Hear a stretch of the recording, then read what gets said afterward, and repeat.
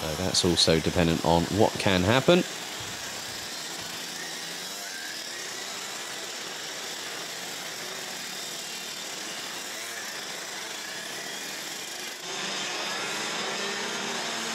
So DD2, heat 1 out of 3. Let's have a look at the grid.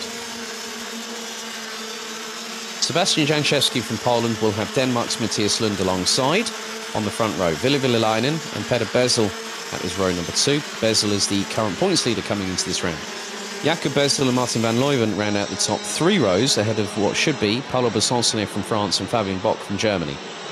Leo Kirschenbauer and Zana Schriblak should be completing the top 10 ahead of Florian Breitenbach and Laurent Seyfried, who round out an all-German row number 6. Leonard and Maxime Derich, representing Germany and Belgium, are due to start on row number 7, ahead of Mika Metz and Robert Schopian, who make it an all-German row 8. Ragnar Vidas from Estonia and Hannes Border from Germany, that's row 9, with Max Fleischmann. Denmark's Rasmus Vendelbo completing the top 20. Mikkel Tigerson and Johan Vane round out the top 22, with Mark Bartels completing the 23-strong grid. Now, I'm just wondering if we are going to see that Paulo Besoncenet and Maxime Derich are going to be starting from the pre-grid. I know that Mikkel Tigerson has now crossed the timing line. Well, it looks like everyone is actually out on the circuit, which is a good sign.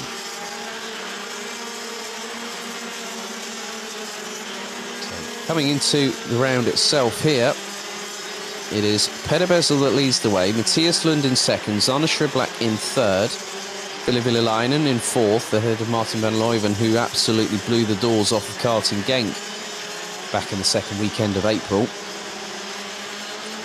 And I'm just getting some information from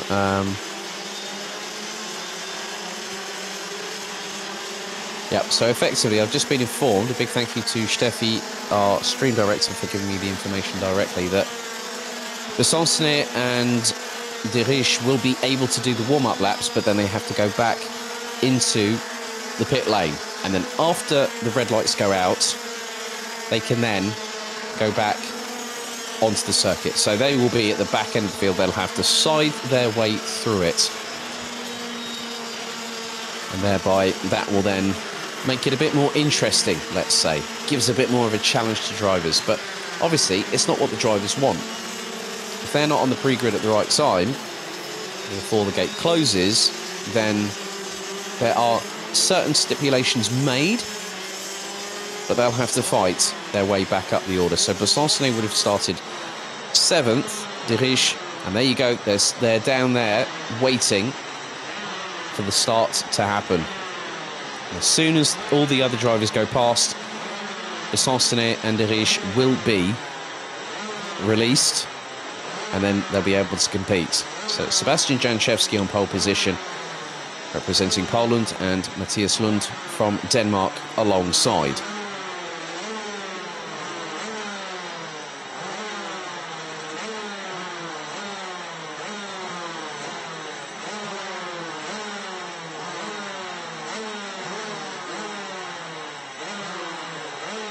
So 10 minutes on the clock plus an additional lap. It's Jankowski and Mattias Lund on the front row. Into the tram lines we go. The revs start to rise. Are we ready? Lights out. We're off and racing. A good start from Villainen, who looks to get up the inside of Lund going into the first hairpin. As the two Bezels trying to make their way through, as Mattias Lund looking already one way, then the other to get back to get past Sebastian Jankowski, as Paulo Besoncenet and Maxime Derich have been released from the pit lane. We'll now start to close in on the already concertinaed field, and someone's already gone grass tracking, and that was more than likely probably going to be someone down into the mid-pack as they filter their way through the penultimate chicane on the circuit. And there has been dramas already, and that is for Sebastian Jankowski. Well, the Polish driver has come a bit unstuck in these wet weather conditions, and now it is an RS competition 1-2. The biggest question is, who is going to be leading after lap 1? Because I sense that Jakob Bezel is going to get his, going to throw his 2 cents down the well. Across the line, it is Matthias Lund. Ville running out the top two. Peder Bessel, Martin van Leuven and Zana Schiblak have both made it up into the top five. Already, Sebastian Janchevsky is being closed in on by Paulo Besançonnet, so the Frenchman, I would imagine, at this particular juncture, he will be up into that place. As there is a move there. That is Schiblak on van Leuven from the Netherlands, and that's for P4.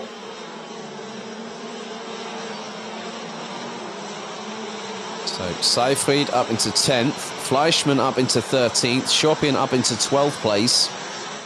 8.25 minutes still to go, and there's been dramas a little bit further down. I've got a feeling that looked to be Robert Chopin, I imagine, that might have gone off the circuit. So we're about to complete our second lap of racing as Van Leuven goes back on the counter-offensive with Zana Schiblak. But the Belgian, the reigning defending champion in this category, finds himself currently in 4th place. Lund leads by 2 seconds from Ville Peder Bessel in 3rd, but now Zana Schiblak looks up the inside of the Czech driver. Through into turn 2, gets the move done. Fabian Bock and Florian Breidenbach seem to be working well together at the minute as they're closing on these two. As Peder Bessel was looking for a gap. So that's actually Fabian Bocken ahead of Martin van Leuven. And here comes Florian Breitenbach from Nice Racing. So it's getting closer and closer. Paulo Besançonnet already up into 16th. And he is climbing his way up the order. There's still 7 minutes of this race approximately to go, as there is a move by Martin van Leuven up the inside of Fabian Bock. The Dutchman gets very quickly on the inside line going into the the final chicane on the circuit. But Fabian Bock, last week here at RMC for Rotax Max Challenge Germany, hit the podium. And don't ever count out Florian Breitenbach behind. He's also a quick peddler, and he's one of the closest coming out of the wall. And that's a move and a half from Fabian Bock round the outside of Martin van Leuven. Just used the momentum. And then here comes Florian Breitenbach up the inside as well. Van Leuven gets very, very squirrely. The back end steps out to the left-hand side, but he manages to keep the position at the minute. A little bit further back, Mika Metz battling away with Jakob Bessel. And Bessel was the 2019 champion. He's not been faring so well this season. And there's the switchback move attempted coming out of that chicane and then going into the next one by Mika Metz, the German from Doha Motorsport, running on Kart Republic chassis these days. And you can just see how much they're using that lean going through into the respective corners. Like that right-hander there, they're just using it as much as they can in order to get the proper amount of traction. But here comes Florian Breitenbach. He's looking up the inside, going through the penultimate right-hander. Oh, Van Leuven drifts wide. Noyon goes sideways, and here goes Breitenbach up the inside, going through into turns 1 and 2. It's a little bit further up the order. Schiblak has got past Ville. Schiblak now into 2nd position. Schiblak did actually compete in the as a one-off in preparation for this race weekend with Rotax Max Challenge Germany last weekend, and managed to keep a very good account of himself, even with a one-off adventure in another championship. So Schiblak now will start closing in on Matthias Lund, who has gotten up the road to the tune of the best part of nearly 4 seconds. Halfway through the race, we've got a lot more still to go, as Janchevsky, I've spotted, is not running on the circuit, apparently.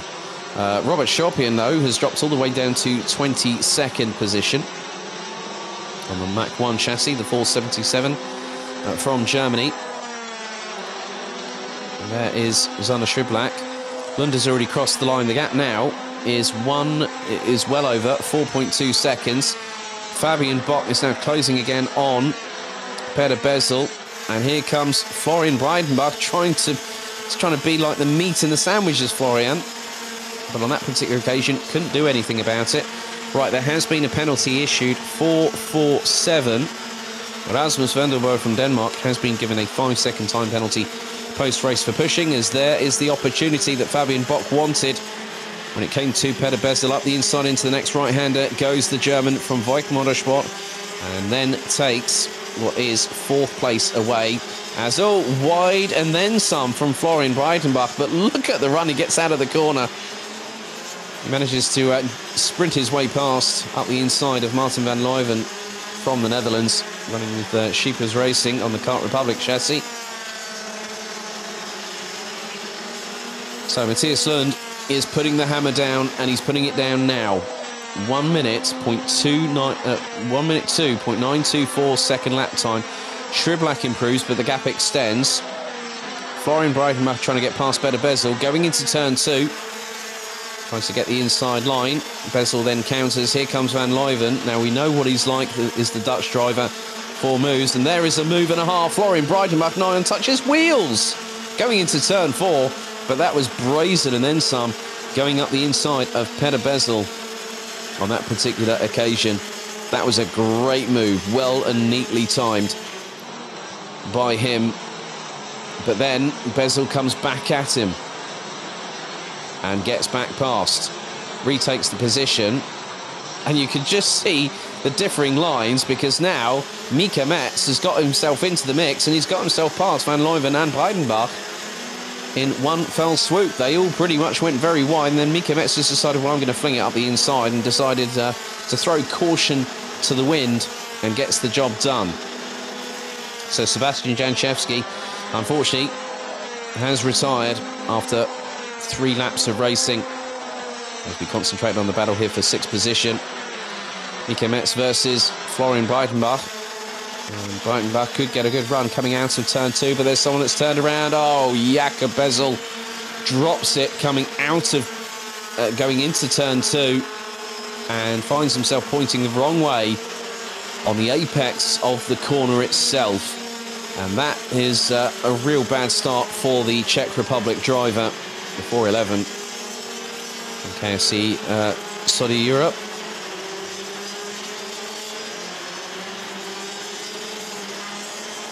Just over 1 minute and 40 still to go. Now, I've been keeping my eyes on Paolo Besançonnet as he has silently scythed his way up the field like a little ninja assassin. Paolo Besançonnet started from the pit lane.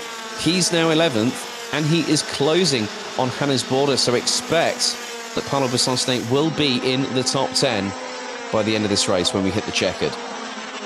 Mika Metz being pressurised by Florian Breitenbach, who has gotten to within 1/10 of a second of his countryman.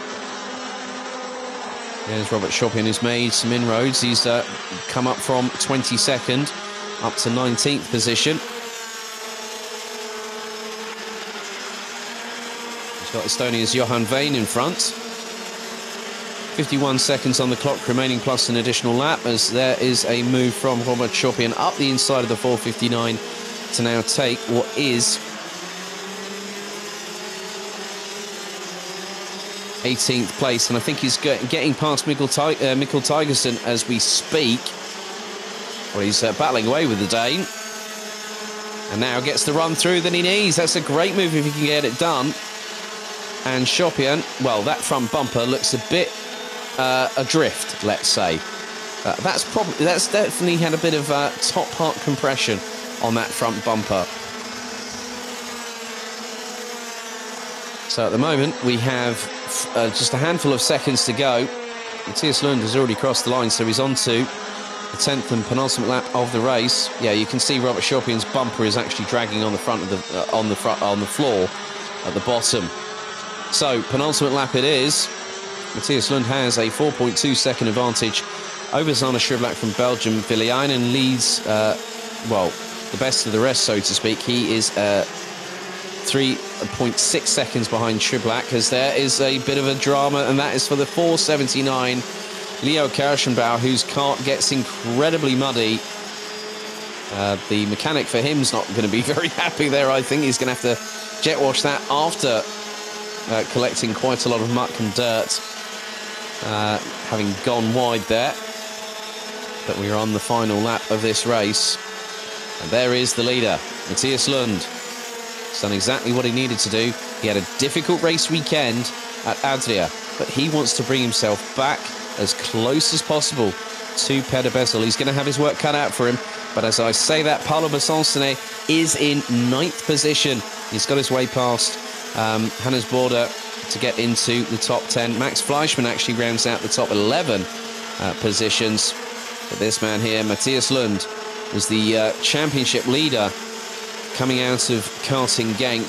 But as I said earlier, he needs to start his weekend here and his champion charge here in both rounds, both here at Muelsen and also at the season finale in Wackersdorf in early September. He's going to start it off in the right way possible. Matthias Lund out of the final corner, and after 11 laps of racing, the Dane in the 4:08 takes the victory. Good run from Zana Schublak. Started 10th, finished in P2. Ville Villainen rounds out the top 3. Good work from Fabian Bock to complete the top 4 in the 4:81. Peter Bezel and Florian Breitenbach and Mika Metz are going towards the line, and oh my goodness me, despite his best efforts, all right, 5th to 7th, the margin covering those three, 28 thousandths of a second, and one of the most entertaining things I have ever seen. When you're trying to get a good run, and Peter Bezel was jumping up and down in his seat to see if he could get the run on Florian Breitenbach. But Breitenbach just kept his foot stuck well in. Let's have a look at the results for that one. Matthias Lund takes the victory ahead of Zana Schublak by 4.378 seconds. Ville Villainen third for Finland. Fabian Bock and Florian Breitenbach make it 2 Germans in the top 5, with Breitenbach pipping Peter Bezel to 5th place by 27 thousandths. Mika Metz a further 1 thousandths behind, ahead of Martin van Leuven. Paolo Besançonnet 9th after starting in the pit lane, ahead of Hannes Bodder. Max Fleischmann, Rasmus Vendelbo, who will get a 5-second time penalty post-race for pushing, ahead of Laurent Seyfried. Ragnar Virus, Leon Arndt, Jakob Bezel, Robert Schopian, Mikkel Teichsen, Johan Veen, Mark Bartels, Leo Kirschenbauer and Maxime de Riche ran out the 22 that finished all 11 laps, with Sebastian Janczewski having dramas and retiring on lap number 4.